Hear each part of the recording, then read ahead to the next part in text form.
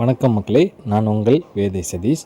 நம்ம இந்த வாரம் பார்க்க போகிற இடம் பார்த்திங்க அப்படின்னா, ஈரோட்டில் உள்ள கனி மார்க்கெட் அப்படிங்கிற மார்க்கெட்டை தான் பார்க்க போகிறோம். இந்த மார்க்கெட் எப்படி போகலாங்கிறத நான் சொல்கிறேன் வாங்க. நீங்கள் எந்த ஊர்லேருந்து வரணும்னு நினச்சாலும் கரெக்டாக ஈரோடு பஸ் ஸ்டாண்டு வந்துடுங்க. ஸோ அங்கேருந்து ஒரு 2 கிலோமீட்டர் தொலைவில் தான் நமக்கு இந்த கனி மார்க்கெட் வந்து அமைஞ்சிருக்கு. ஈரோடு பஸ் ஸ்டாண்ட்லேருந்து லோக்கல் வண்டி எந்த வண்டியில் ஏறினாலும் அந்த வழியாக தான் போய் ஆகணும். ஸோ பிஎஸ் பார்க் அப்படிங்கிற டிக்கெட் எடுத்துங்க. 7 ரூபா தான் டிக்கெட்டு. அங்கேருந்து லோக்கல் டிக்கெட் தான் போடுவாங்க. அங்கே பிஎஸ் பார்க்கில் இறங்கிட்டு left side right side 2 ride road போவோம். ரெண்டு ரோட்டில் எந்த ரோட்டில் போனாலுமே நம்ம கனி மார்க்கெட்டை அடைஞ்சிடலாம். அது போக நீங்கள் கனி மார்க்கெட் அப்படின்னு சொல்லி இறக்கி விடுங்க அப்படின்னு சொன்னால் கூட அடுத்து 50 மீட்டர் தான், நம்ம பார்க்லேருந்து ஒரு 50 மீட்டரில் தான் அந்த கனி மார்க்கெட் அமைஞ்சிருக்கு. ஸோ அங்கேயுமே அந்த ஒரு ஸ்டாப் இருக்குது, அங்கேயுமே இறக்கி விட்ருவாங்க. ஒரு சில பஸ்ஸு போகும், எல்லா பஸ்ஸும் போகாது. அந்த சைடாக போகக்கூடிய பஸ்ஸு மட்டும் போகும். ஸோ அங்கே இறங்கிட்டு நீங்கள் கனி மார்க்கெட் அப்படின்னு கேட்டிங்கன்னா சொல்லிடுவாங்க. ஸோ இதான் அந்த அப்துல் கலாம் ஜவுளி வளாகம் அப்படின்ட்டு இப்போ புதுசாக வந்து ரெடி பண்ணி வச்சுருக்காங்க. முன்னாடி வந்து ஒரு ரவுண்டு இப்படி போய் சுற்றி வந்தோம்னா கனி மார்க்கெட் முடிஞ்சிச்சு. இப்போ வந்து ஒரு பெரிய மால் மாதிரி கட்டி வச்சுருக்காங்க. சூப்பராக இருக்குள்ள எல்லாமே. ஓரளவு ட்ரெஸ் எல்லாமே நல்லா மீடியமான குவாலிட்டி தான் வச்சுருக்காங்க. ரொம்ப ஹெவியாக குவாலிட்டி அங்கே நீங்கள் எடுக்க முடியாது. பட் மீடியமான குவாலிட்டி நீங்கள் எடுக்கலாம். இந்த வியாபாரம் பண்ணுறவங்க அவங்களுக்குலாம் ரொம்ப ஒரு யூஸ்ஃபுல்லான ஒரு இடம் தான் இது கனி மார்க்கெட்டு.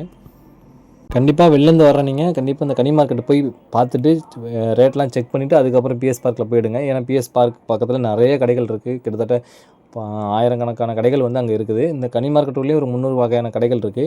இந்த கனி மார்க்கெட்டில் உள்ளே போனீங்க அப்படின்னா ஒரே இடத்துல எல்லாமே இருக்குது. ரெஸ்ட் ரூம் ஃபெசிலிட்டி மிச்சம் என்னென்ன உங்களுக்கு தேவையோ அது எல்லாமே அந்த ஒரு மாலுக்குள்ளே இருக்குது. கண்டிப்பாக நீங்கள் உள்ளே போனீங்கன்னா நிறைய கடைகள் இருக்குது. அங்கே 1, 2, 3 போட்டு வச்சுருப்பாங்க. கிட்டத்தட்ட 300 கடைகள் இருக்குது. G+3 கட்டி வச்சுருக்காங்க.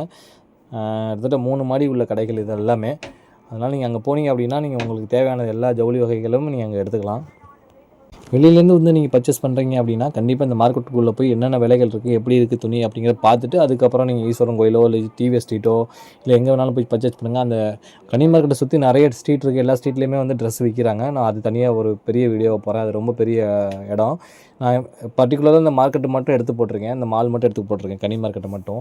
இதுக்குள்ளே எல்லா ஃபெசிலிட்டியுமே வச்சுருக்காங்க. எஸ்கலேட்ரு ப்ளஸ் ரெஸ்ட் ரூம் வசதி ப்ளஸ் வந்து சாப்பிட்றதுக்கு எல்லாமே இங்கே உள்ளே இருக்குது. ஸோ முடிஞ்ச அளவுக்கு உள்ளே போனீங்க அப்படின்னா எல்லாமே இதிலே பர்ச்சேஸ் பண்ணிக்கலாம். மீடியமான ரேட்டில் இருக்கும். ரொம்ப பிராண்ட் எதிர்பார்க்க வேண்டாம், மீடியமான ரேட்டில் இருக்கும். நிறைய ஒரு 300 வகையான கடைகள் இருக்குது. கண்டிப்பாக இங்கே போனீங்கன்னா பர்ச்சேஸ் பண்ணிக்கலாம். ஒரு சில கடைகள் ரேட்டு அடித்து பேசி நீங்கள் வாங்கிட்டு வரலாம்.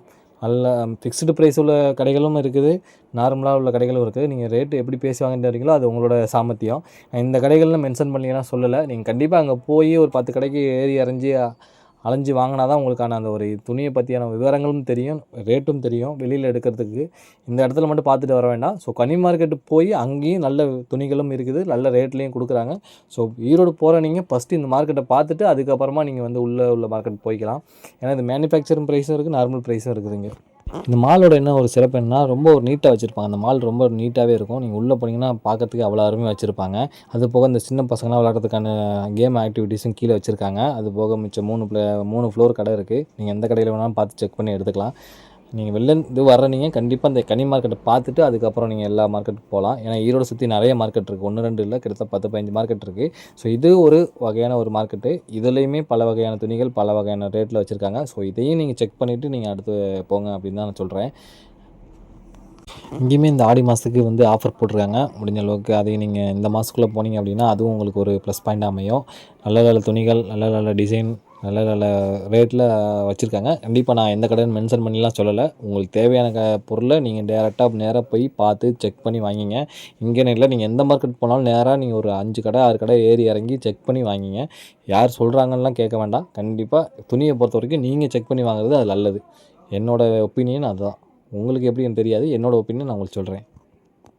ஏன்னா துணியை பொறுத்த வரைக்கும் எவ்வளோ ரேட்டு, என்ன குவாலிட்டி, என்ன ரேஞ்சு அப்படிங்கிறத யாராலையும் கண்டுபிடிக்க முடியாது. ஒரு ஃபீல்டில் உள்ளவங்களாம் அடுத்த ஃபீல்டு கண்டுபிடிக்க முடியாது. எக்ஸாம்பிள் நைட்டு தயாரிக்கிறவங்களுக்கு வந்து ஷர்ட்டை பற்றி தெரியாது, ஷர்ட் தயாரிக்கிறவங்களுக்கு சேரீயை பற்றி தெரியாது. இது மாதிரி ஒவ்வொரு இதுலேயும் ஒவ்வொரு இது இருக்குது. ஸோ முடிஞ்ச அளவுக்கு நீங்கள் ரேட்டை ஃபிக்ஸ் பண்ணிலாம் வாங்காதீங்க. எந்தெந்த கடைகளில் என்ன ரேட் இருக்குதுன்னு நீங்கள் செக் பண்ணிவிட்டு அதுக்கப்புறமா போய் நீங்கள் ஒரு கடையில் போய் பர்ச்சேஸ் பண்ணுங்கள்.